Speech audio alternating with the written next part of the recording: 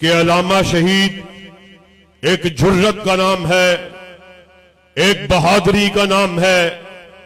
एक हौसले का नाम है, एक वलवले का नाम है, एक तनतने का नाम है,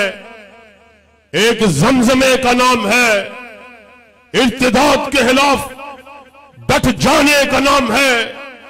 दिफाए सहाबा के लिए मिट जाने का नाम है, हुर्मते रसूल के लिए कट जाने का नाम है,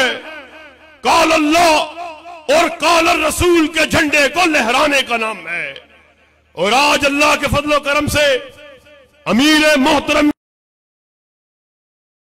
मोहतरम के सामने इस बात का तजदीद अज़म किए देते हैं कि अमीर मोहतरम आप अल्लाह के फजलो करम से वतने अजीज में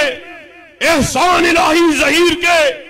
जिस्मानी और रूहानी फर्जंदों को हुक्म दीजिए, इर्तिदाद के खिलाफ, इल्हाद के खिलाफ, दिफाए सहाबा के लिए, दिफाए हुर्मते रसूल के लिए, दिफाए पाकिस्तान के लिए आपका इशारा अबरू हो, एहसान इलाही ज़हीर के फर्जंद अपनी गर्दनों को कटवा देंगे।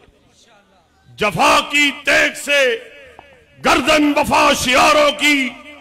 कटी है बरसरे मैदान, मगर झुकी तो नहीं, और जिस धस से कोई मक्तल में गया वो शान सलामत रहती है। ये जान तो आनी जानी है, इस जान की कोई बात नहीं। मैं मिला